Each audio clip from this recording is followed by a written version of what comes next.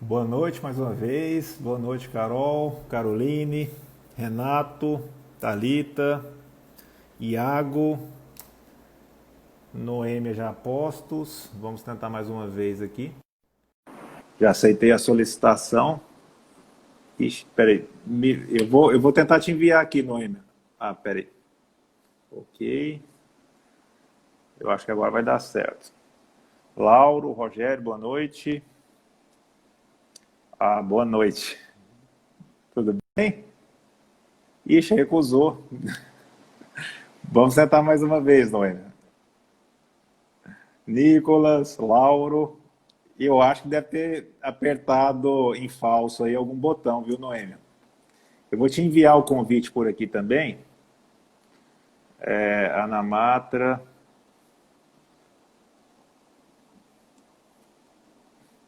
Vou tentar mais uma vez.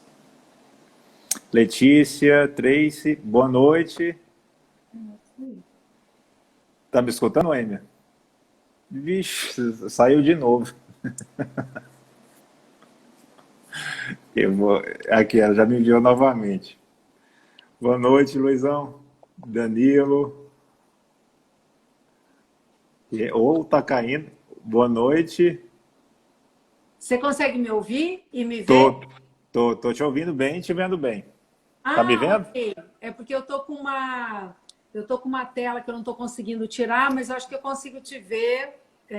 Deixa eu ver, vou colocar assim.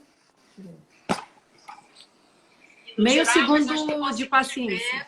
Pode ficar tranquilo. Vixe, hoje tá diferente. Boa noite, Tiago, mais uma vez, Danilo, Cíntia, nos acompanhando mais uma vez aqui. Obrigado pela presença, viu? Vamos tentar aqui mais uma vez. É isso aí. Tempos de pandemia e tempos de direito de conexão. Ok, aqui ela me enviou mais uma vez a solicitação. Aguardando aqui.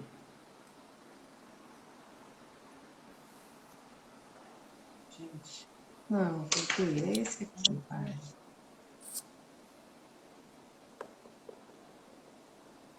Ok. Ah, eu acho que ela está entrando pelo celular, viu, Laura? Ela até trocou de celular. Kelvin, boa noite.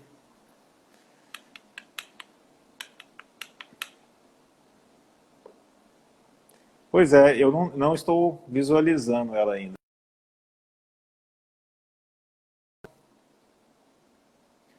Oh, que legal, Danilo. Depois me dê o seu feedback aí do livro, viu? Espero que goste bastante e que seja proveitoso aí na sua jornada de concurso. Bom, aguardando aqui mais uma vez a nossa ilustre participante. Ela que mandou mais uma vez entrou aqui, enviou a solicitação, mandou uma mensagem. Oi, Noêmia, eu recebi. Eu vou tentar mais uma vez. Vamos fazer o seguinte: eu vou encerrar essa live aqui, que já passou uns 5 minutos. Eu encerro e já entro novamente. Aí você me manda, ok? Porque vieram 3 pedidos aqui para transmissão e os 3 foram recusados aí. Ah, veio agora. Ó. Deixa eu tentar aqui mais uma vez.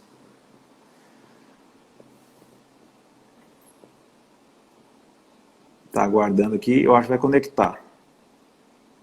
Ah, agora sim. Tá me escutando, Agora Noemi? foi. Ah, agora foi. Agora foi. Ah, não, É, Vax, eu não desisto. Eu acho que eu já estou no terceiro celular que eu coloquei aqui para ver se a nossa conversa ia dar certo. Eu acho que vai dar certo. não, com certeza vai dar certo sim. E eu estava esperando bastante para essa conversa. Esse projeto tomou uma dimensão que eu nem esperava. Essa já é a 17ª live que eu estou fazendo com juízes de diversas regiões e diversas gerações também. E cada um com seu relato sincero sobre a carreira e sobre a jornada de concurso. E o interessante, Noêmia, é que eu fiz uma live com o Calvê, com Otávio Calvé, que é presidente da ABMT, né, da Associação das Vezes dos Magistrados Trabalhistas.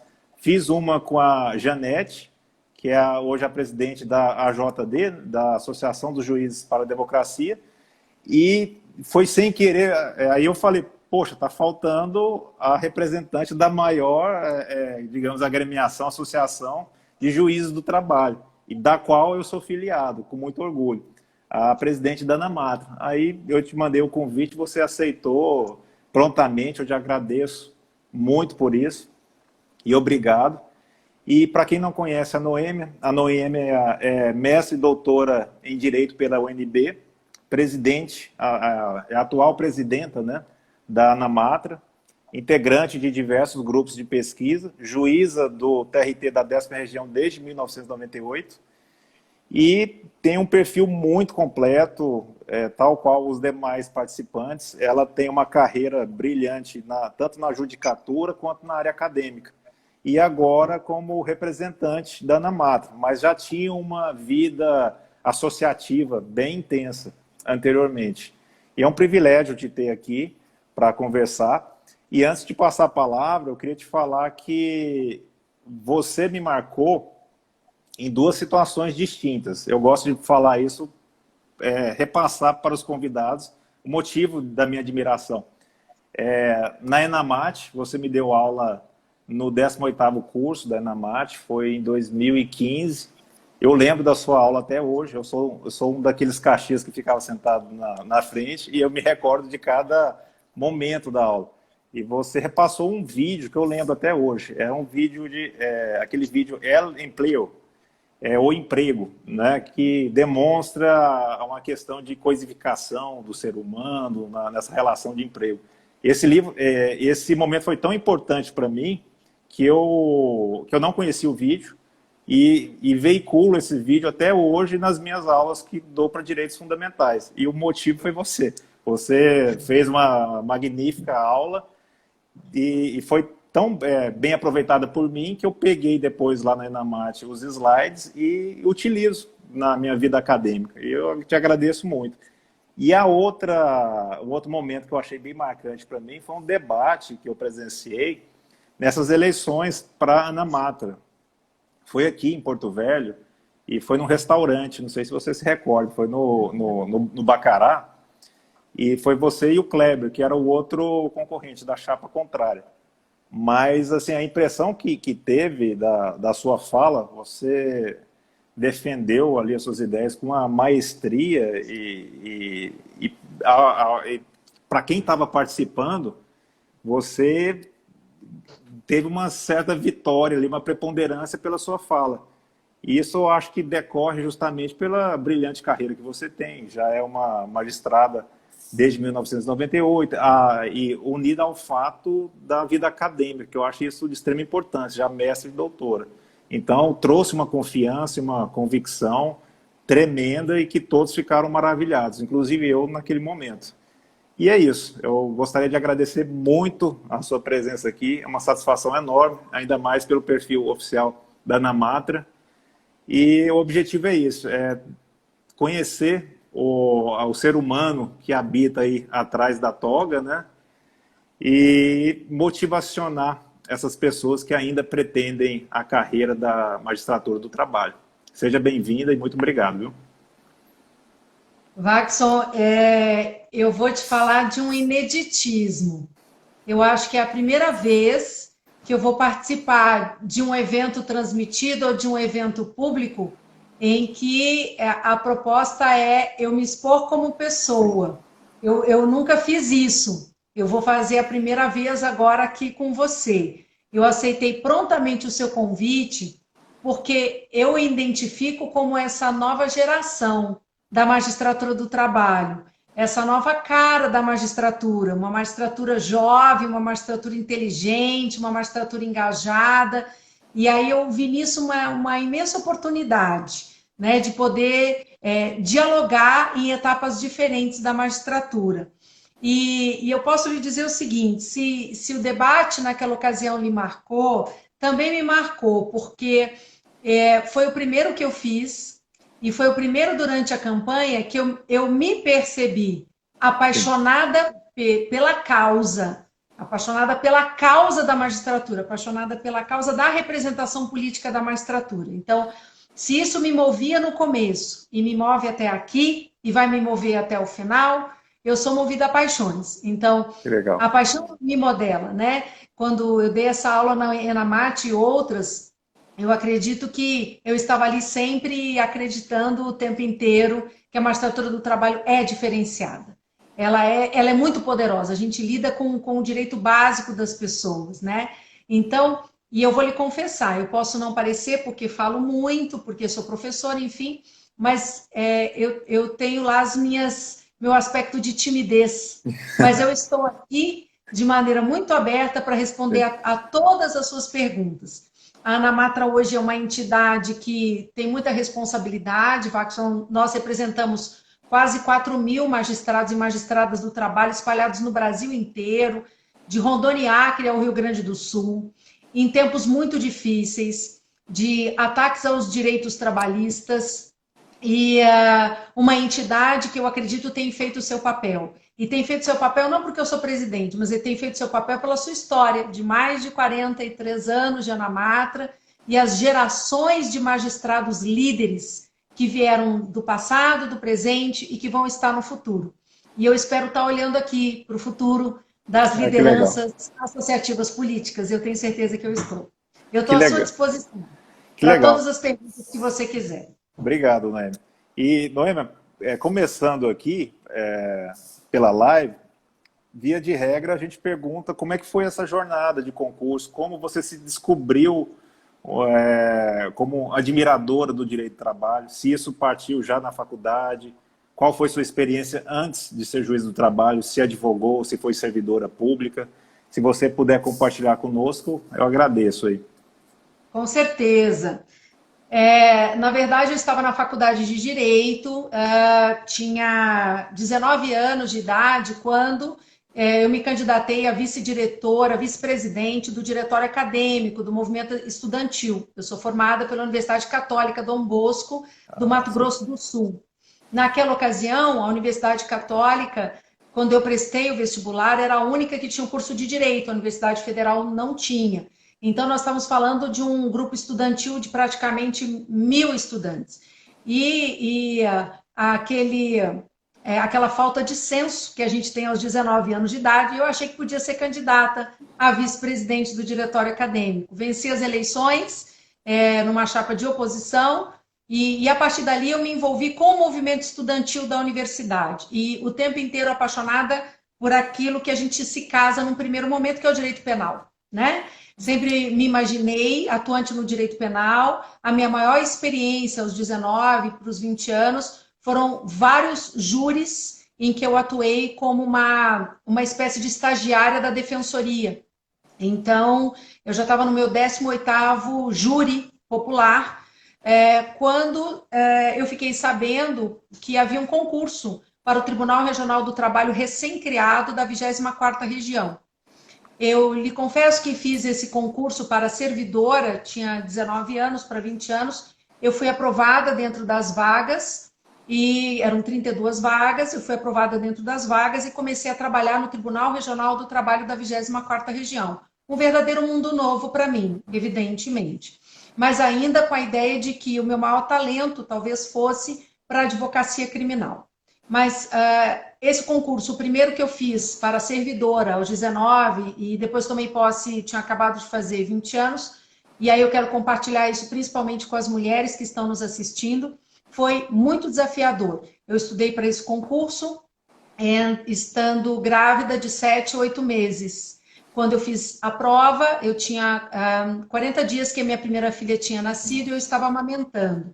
Então, é sempre encarar tudo isso com uma coragem que a gente nem imagina que tem, né? Passei a trabalhar no Tribunal Regional do Trabalho da 24ª Região, no gabinete do então desembargador mais jovem do país. Ele tinha 32 anos de idade, um desembargador de carreira, um magistrado de carreira, desembargador André Luiz Moraes de Oliveira, formado em Brasília, pela Universidade de Brasília, filho de magistrado e uma pessoa profundamente inteligente. Não tem como essas lideranças não marcarem a nossa trajetória. Então, eu terminei a faculdade de Direito imaginando que faria pós-graduação no direito penal, mas, na verdade, o que faltava ali? O direito do trabalho me anunciava a possibilidade de uma atuação antes. É uma crença de que a justiça social concretizada, ela é capaz de transformar a vida das pessoas. O direito penal atua numa outra ponta, atua numa outra etapa do direito. Então, era servidora do tribunal com 24 anos e resolvi fazer o concurso para a magistratura do trabalho. E foi uma decisão, nesse ponto, também uma decisão, eu diria, muito feminista. Por quê? Eu resolvi que estava na hora de eu começar a assinar aquilo que eu mesma escrevia. Sim. Então, ter a sua assinatura, marcar o seu pensamento, era importante para mim. Eu fiz o concurso em 1997, eu comecei em maio de 97, eu fiz concurso no TRT da 23ª região, na 9ª região, na 18ª, na 15ª e na 10ª região, tudo ao mesmo tempo. Foram 5 concursos ao mesmo tempo agora. Eu fui para a etapa de sentença na 15ª e na 10ª, e fui aprovada na 10ª região. Na 15ª eu fiquei na prova de sentença, em razão de ter errado a prescrição trabalhista. Errei a prescrição, fiquei na prova de sentença, mas fui aprovada na 10ª região. Tomei posse em 11 de março de 1998, eu tinha acabado de fazer 26 anos de idade. Mas até então já atuava como professora assistente na Universidade Católica Dom Bosco, na área de Direito Constitucional. Então, quando cheguei em Brasília, as minhas primeiras oportunidades dentro da sala de aula sempre foram para lecionar Direito Constitucional. Então, em Brasília, em geral, eu sempre fui, de alguma maneira, conhecida com essa marca, uma professora de Direito Constitucional e de Processo Constitucional. Muitos anos depois, é que eu compreendi que a minha prática trabalhista também era bem importante para aliar o direito constitucional ao direito do trabalho, né? Então, acho que esse mais ou menos é o começo. E Noêmia, como foi conciliar isso tudo? Por exemplo, conciliar o estudo, conciliar essa carreira de professora também, né? E além disso, o trabalho, né? Você era servidora pública, professora, mãe, e deve ter tido uma disciplina tremenda. Não sei se você tinha horário para estudar, horário para isso. Como é que você fazia para se organizar? Eu fazia como uma disciplina de monge tibetano. O que isso significa? Eu me impus uma quantidade de horas de estudo por dia. Peguei o edital do concurso, organizei o edital do concurso, pelo menos na minha cabeça, começando com aquilo que eu achava eu tinha mais dificuldade. Então, como parecia, na minha visão, que eu tinha muita facilidade para as áreas processuais, processo civil, processo do trabalho, processo penal, tudo quanto era processo, eu me impus começar pelo direito material sempre. Então, pelo direito do trabalho, individual e coletivo, pelo direito civil, pelo direito penal, e eu comecei com aquilo que eu podia. E o que eu podia eram 2 horas de estudo apenas. Mas eram 2 horas de estudo líquidas, planejadas, que eram de segunda a sexta-feira. Eu não estudava nem sábado nem domingo. Afinal, eu tinha uma filha pequena, eu tinha um trabalho para fazer, eu tinha aulas para planejar.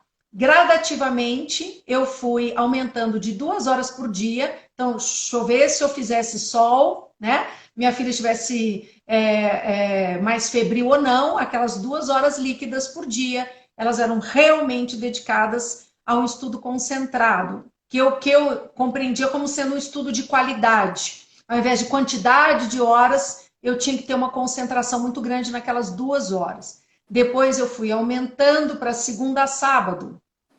Depois eu fui aumentando para 2 horas e meia por dia. Depois eu fui aumentando para 3 horas. Quando eu estava na prova oral do Tribunal Regional do Trabalho da 10ª região, eu já estava estudando 14 horas por dia. Mas foi um processo gradativo e paulatino. E, evidentemente, isso não é uma trajetória ascendente. A gente tem que fazer escolhas difíceis. A uma certa altura, no Tribunal Regional do Trabalho da 10ª Região, eu tive a oportunidade de atuar num cargo de confiança, como assessora de um gabinete de desembargador. Quando eu realmente decidi que queria ser magistrada do trabalho, eu conversei com o desembargador, com os desembargadores, na verdade, que haviam me dado essa oportunidade e pedi para voltar para assistência de gabinete, ganhando bem menos, evidentemente, mas com uma jornada de trabalho de 6 horas. Era uma decisão arriscada para quem já era mãe, já tinha que ser efetivamente adulta? Sim, mas eu confiava no que queria e sabia que em determinado momento eu conseguiria. E se eu continuasse trabalhando 8, 10 horas por dia, eu não teria como. Então, fiz a opção difícil por um trabalho de 6 horas seguidas para eu conseguir manter essa, que eu chamo de uma disciplina de monge tibetano. Depois, Watson, quando eu estava em Brasília, por alguns anos, eu fui professora preparatória dos concursos públicos aqui, de concursos jurídicos, professora de Direito Constitucional, para a magistratura do DF, o Ministério Público do DF, e eu posso lhe dizer alguma coisa dessa experiência, que valeu para mim e eu acho que valeu para muitos alunos. A uma certa altura, todos os candidatos ficam muito parecidos. Sim. A uma certa altura, na etapa de estudo, ficam mais ou menos nivelados. Então, qual é a diferença? O que diferencia aquele que chega e, eventualmente, aquele que não chega? Não é a quantidade de estudo. Quando ficam todos mais ou menos nivelados, o que faz a diferença final, aquele seu split final de uma corrida, é, sem dúvida nenhuma, dizer que você quer e que aquilo é uma prioridade. Então, essa é a diferença entre quem chega e, eventualmente, quem não chega. Inclusive, você estruturou, né, a sua vida, inclusive profissional que você tinha, como assessora, né, passou a ser assistente, para esse sonho da magistratura do trabalho. Essa obstinação, né, que a gente tenta correndo atrás do sonho. E Noêmia, você falou que tinha algumas matérias de sua predileção, mas o aspecto processual, pelo que entendi, e constitucional, né? E alguma fase dessas da magistratura, prova objetiva, subjetiva, prova oral, você encontrou maior dificuldade ou não? Você pode relatar? Se você tinha maior dificuldade, por exemplo, na prova de sentença, mais na prova objetiva. Quais foram os desafios de cada etapa, né? Sim. Eu tinha uma boa, acho que ainda tem, mas quando eu ficar velhinha não vou ter mais, uma boa capacidade de memorização. Então, com essa boa capacidade de memorização, eu não tinha grandes dificuldades na primeira etapa. Não é uma etapa que me desafiou tanto. Era uma etapa que eu tinha uma certa tranquilidade, eu consigo ter um raciocínio objetivo. Eu não fico divagando, de maneira que o raciocínio objetivo sempre me ajudou muito na primeira etapa. A segunda etapa já era um desafio. Eu tinha 2 desafios na segunda etapa. Conhecer aquela gama de indagações que eram possíveis, desde uma teoria que estava na nota de rodapé de um livro que eu não tinha lido, né? Até conseguir escrever dentro da quantidade de tempo. Então, eu fiz 2 treinamentos. Primeiro, treinar muito para escrever na quantidade de tempo, que para mim sempre foi desafiador, o tempo era um problema. E o outro, eu passei a mudar o estudo para a segunda fase. Na segunda fase, eu passei a ler revistas especializadas o tempo inteiro. Ler revistas especializadas, inclusive de assuntos fora da curva, me ajudava a ter uma postura crítica com os autores que eu estava lendo. Isso era bom, porque para a primeira etapa você não tem que estar discordando de ninguém, não. Na primeira etapa você só vai concordando. Mas na segunda etapa você começa a perceber que certos raciocínios merecem reflexão crítica. Então a segunda etapa me trouxe esse desafio. A terceira etapa eu encarei da seguinte maneira. Eu tinha certeza que se eu terminasse a prova, eu tinha chance. Em razão dessa... E veja, não existe magistrado ou magistrada do trabalho de perfil tranquilo.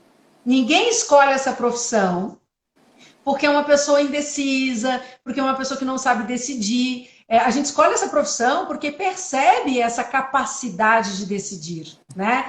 Então, o meu problema não era decidir, era terminar tudo em 4 horas. E, de fato, eu consegui terminar apenas 2 sentenças no limite de tempo. 15ª região e 10ª. Na 15ª, foi esbarrando, eu fiquei por 0,33, e na 10ª eu fui aprovada. A prova oral, eu lhe confesso, eu não tive tanta dificuldade, né? Eu fico nervosa, evidentemente, o coração dispara, você tem os sinais visíveis de que você está desconfortável com aquela exposição pública, mas eu não tenho dificuldade para falar em público. Então, a prova oral, ela não foi tão difícil assim. Se você me permitir, eu quero até contar uma coisa sobre a prova oral que faz toda a diferença. À vontade.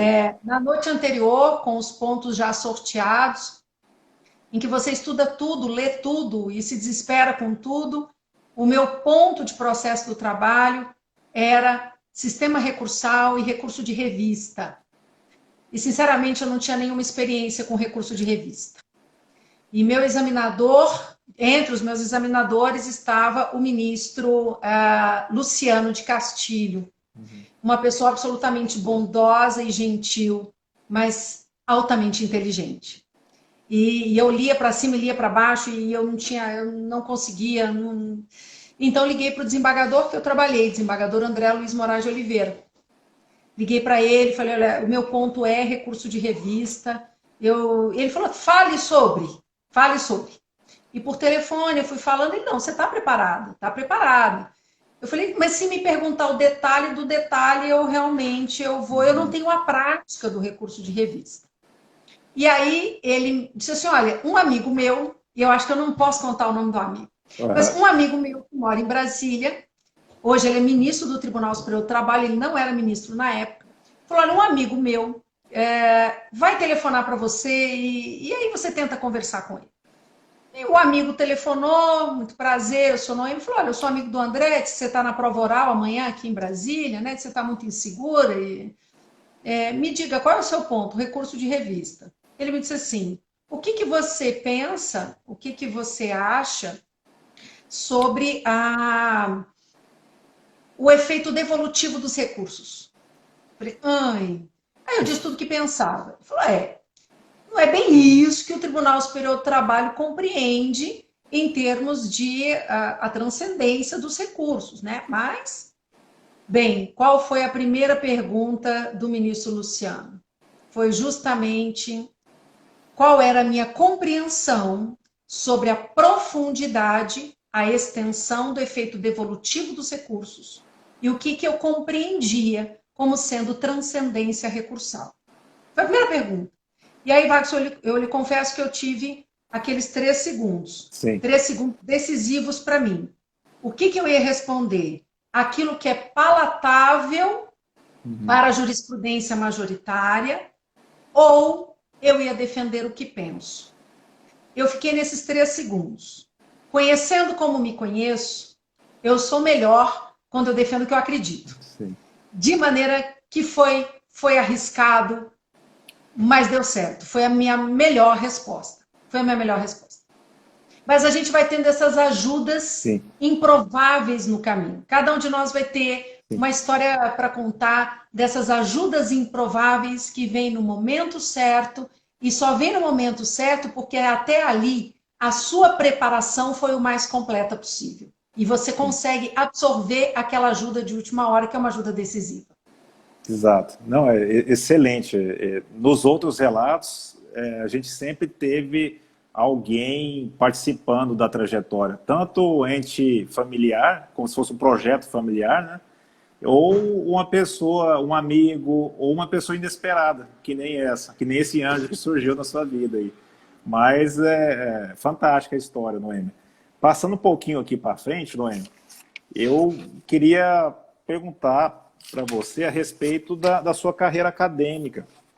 Pelo que eu vi, você falou que lecionava até antes da magistratura, né? Acredito que continuou sendo professora, né, no decorrer da carreira da magistratura e se enveredou na parte acadêmica, ali, no mestrado e no doutorado. Eu lembro que eu acho que você estava no doutorado e você deu aula lá na ENAMAT, falou que se não terminasse o doutorado, ele iria terminar com você. Então, ou era você ou o doutorado, né? E se puder contar para a gente, porque é um outro esforço tremendo já, né, para fazer um mestrado, já como juíza, professora, né, que a gente tem as vaidades e as crenças também pessoais, a gente tem que voltar, fazer um exercício de humildade intelectual, né, para se tornar aluno novamente, passar por crítica novamente, mas no final das contas é altamente salutar para a própria jurisdição. Sua jurisdição fica aperfeiçoada, quem ganha é o jurisdicionado.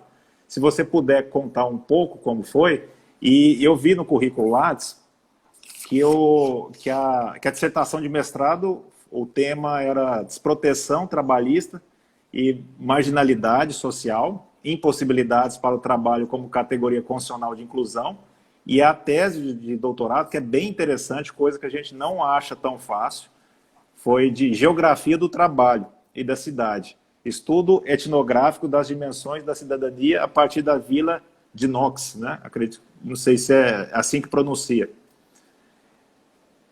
Eu acho que deu uma travada, Noêmia.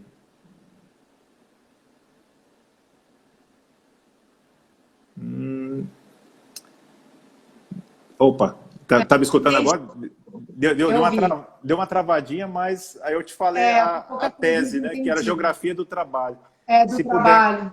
Se puder compartilhar conosco, e essa tese eu acho que está disponível para quem tiver interesse, está disponível no repositório da UNB. É bem interessante. Exato.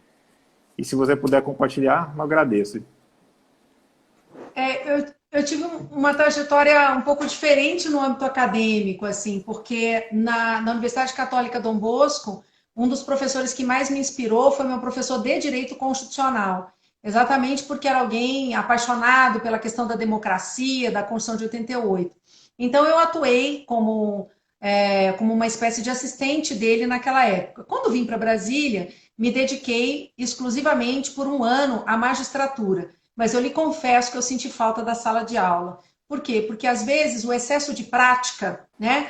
Você vai se tornando um grande prático do direito, te impossibilita, às vezes, da visão estrutural, da visão mais crítica. Eu realmente senti falta. E aí eu tive uma oportunidade aqui na Universidade Católica de Brasília para ser professora de Direito Constitucional. Então, eu comecei como professora universitária, dando aula de Direito Constitucional 1 e 2. Depois eu fui para o antigo Instituto Processos aqui, que era a ideia era formar um grande time de professores que ajudasse nos concursos mais, digamos, cobiçados. A magistratura, o Ministério Público, cartórios, delegado da Polícia Federal. Eu atuei longos anos como professora de Direito Constitucional para esse preparatório para concurso até 2006, aproximadamente. Mas aí, antes disso, o Tribunal Regional do Trabalho da 10ª Região fez uma parceria com a Universidade de Brasília para um curso de especialização em Direito Constitucional. Eu, evidentemente, me candidatei, fiz a especialização em Direito Constitucional na UNB, e aí é um mundo novo. É o mundo acadêmico, que é diferente do preparatório para concurso, que é diferente da sala de aula universitária, é um mundo novo. E naquela ocasião eu tive um excelente orientador, o professor Márcio Iório Aranha, mas ainda eu me via como uma pessoa extremamente dogmática. Tanto que o meu texto da especialização, que depois foi publicado, é um texto que trabalha as omissões legislativas inconstitucionais e a responsabilidade civil do Estado por essas omissões. É interessante, mas convenhamos, eu estou dentro de uma dogmática, de um quadrado constitucional. Quando foi em 2008, eu resolvi fazer a admissão no processo público da Universidade de Brasília para o mestrado. E eu sabia que era bem concorrido, havia apenas 15 vagas e em torno de 300 candidatos, né? Eram muitas etapas, e eu fui admitida no mestrado em 8º lugar, com um projeto de pesquisa que depois eu abandonei. Era um projeto de pesquisa para discutir liberdade e unicidade sindical, de acordo com as normas internacionais da OIT e o paradigma do Estado Democrático de Direito. No meio do caminho, meu orientador, professor Cristiano Paixão, eu fui apresentada a teorias sociológicas francesas que me fizeram muita diferença, que é ver as interconexões possíveis entre marginalidade criminal e marginalidade social e o mundo do trabalho. De alguma maneira, eu me reencontrei com a criminologia. Eu me reencontrei com a criminologia crítica e tudo que a criminologia crítica tinha para dizer sobre o mundo do trabalho. Eu defendi a dissertação de mestrado, já era setembro de 2010, e daquelas coisas que você precisa fazer sem pensar, não pode pensar. Em outubro, eu me candidatei para a seleção do doutorado. Logrei êxito, havia apenas três vagas, eu não estava entre as 3 vagas na etapa oral, eu era a 5ª colocada, empatada com mais 2 candidatos, então o exame oral de admissão para mim foi muito decisivo e muito difícil, quase 1 hora de arguição, enquanto a minha prova oral para a magistratura durou 18 minutos, a arguição para a admissão no doutorado demorou quase 1 hora, foi realmente um desafio. E no doutorado, eu diria que eu precisei me reinventar. Eu tive que abandonar a magistrada que há em mim, a professora que há em mim, e de verdade, o que eu procurei no doutorado, que foi um processo bastante cartático, era tentar entender o que os trabalhadores e as trabalhadoras mais pobres do país entendem como trabalho digno. Porque eu tenho certeza que você, como professor, como autor de livros, eu e vários do que nos acompanham, vão ter textos e mais textos muito interessantes para dizer o que é trabalho digno. Mas o que o trabalhador e a trabalhadora mais pobre do país pensam que é trabalho digno? Não nós, os juristas, não nós, os intelectuais, o que eles pensam? E para isso eu precisei fazer uma pesquisa etnográfica. Eu passei a frequentar uma comunidade muito pobre do Distrito Federal, conhecida como Denox. Ela é mais conhecida nas páginas policiais, eu reconheço, né? Eu passei a frequentar 2 anos essa comunidade, evidentemente nunca vestida dessa maneira, nunca com essa aparência.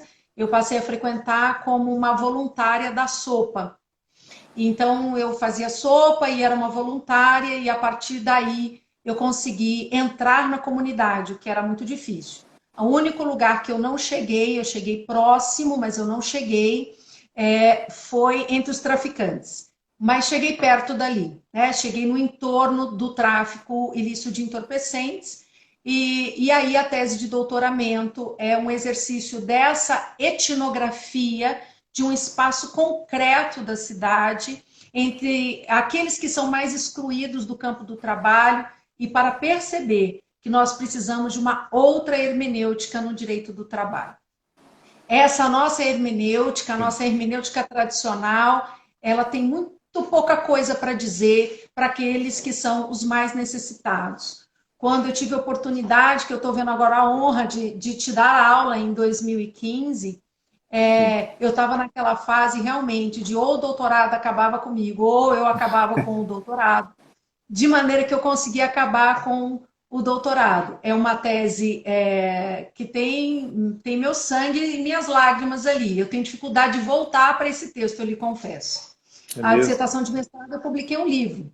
Sim, a sim. tese de doutorado, eu tenho um pouco de dificuldade, porque eu precisei me reinventar como magistrada, Sim. como líder associativa, como mulher, como pessoa e como cidadã, a hora que você se aproxima, vê e enxerga as maiores vulnerabilidades de uma sociedade desigual.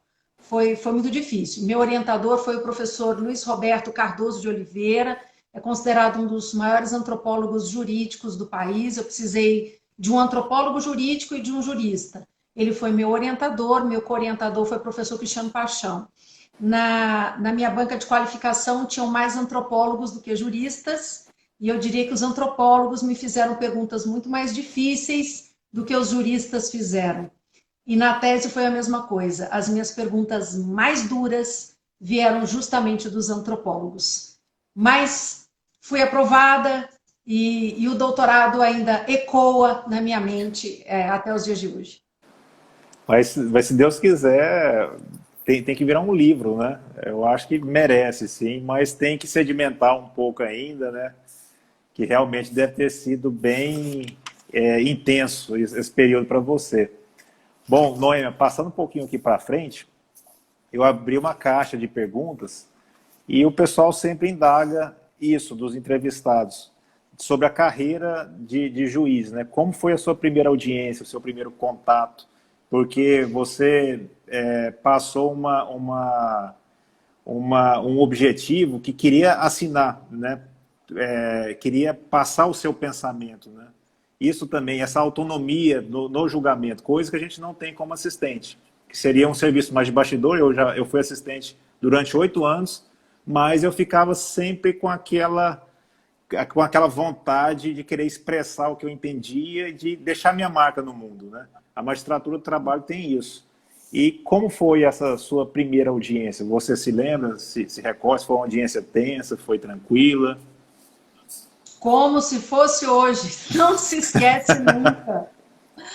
Porque em 1998, isso foi corrigido em 2004 com a emenda constitucional, mas em 1998 nós não tínhamos uma escola nacional de formação, nem exatamente escolas judiciais que fizessem a nossa inserção gradual nas salas de audiência. Então, você era aprovado no concurso, isso já significava quase que automaticamente que você fosse um magistrado pronto, o que a gente sabe não é verdade. A magistratura é uma construção, né? Sim. A minha primeira tarde de audiências, a juíza titular da 10ª, então, 4ª Junta de Conciliação e Julgamento de Brasília, ficou no gabinete dela, ali à disposição, enfim, e a primeira mais difícil foi uma audiência de banco. E eu lhe confesso que a sala estava cheia e tinham muitas testemunhas, ainda havia 2 juízes classistas, mas eles não estavam atrapalhando, não, e também nem contribuindo, de maneira que, né, advogados fortes, uma causa grande, e a minha primeira dúvida quando sentei na sala de audiências era assim, imagina, você passa por um concurso dificílimo, a princípio o seu conteúdo está muito bom, pelo menos naquele momento está, a minha primeira dúvida é, eu passo a palavra para quem mesmo? É a minha primeira dúvida. Veja, uma dúvida básica, uma dúvida que vem da prática, algo que você faz hoje automaticamente, quando você passa a palavra para o advogado reclamante, do reclamado, para as testemunhas. Os meus primeiros segundos era para quem é mesmo que eu passo a palavra, né? Foi uma audiência que durou quase 4 horas, com muitos registros de protesto. A juíza titular, de vez em quando, ela abria a porta e um pouco assim, tudo bem? Eu continuei firme até o final. A minha primeira lição de tudo isso foi que as partes, o direito vivo, existe uma verdade, existe uma relação ali que a gente não acessa de pronto. Nós não acessamos de pronto. As partes carregam uma experiência daquele segmento econômico, daquele ambiente laboral, daquela vivência, que não há teoria que a gente conheça que permita um acesso direto. Daí porque era necessário desenvolver uma postura de escuta. Eu acho que a postura de escuta na magistratura é o melhor que se pode fazer, respeitando essa vivência que vem das partes participantes do processo. Claro que a gente entra na magistratura cheio de convicções, né? Cheio de teorias, a gente sabe absolutamente tudo. Até quando você chega numa audiência como essa, com pessoas experientes, com um trabalhador também experiente, o preposto experiente, e vê que você é a pessoa menos experiente naquele ambiente. A magistratura tem que ser um processo de humildade. Ela tem que ser um processo de humildade. E um processo de humildade sempre. Quanto mais humilde nós somos nessa escuta sincera da oitiva das partes, melhor é o desempenho do nosso papel.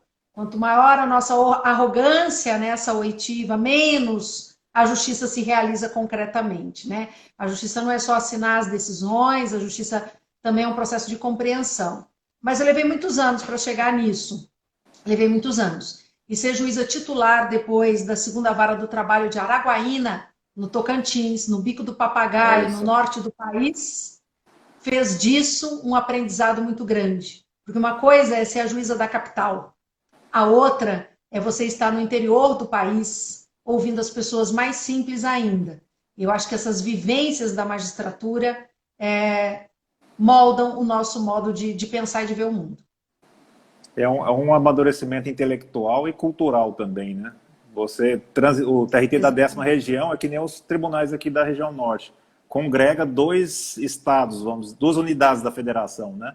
Distrito Federal e uma realidade totalmente diversificada do Tocantins, né? E para transitar de um lado para o outro, as causas são diferentes, né? No Distrito Federal você lida ali muito com altos empregados, com bancários, o que é totalmente diferente ali do estado novo, né? Na época era o Tocantins, fervilhando, né? De causas ali de pequenos empregados, né? De pessoas mais humildes.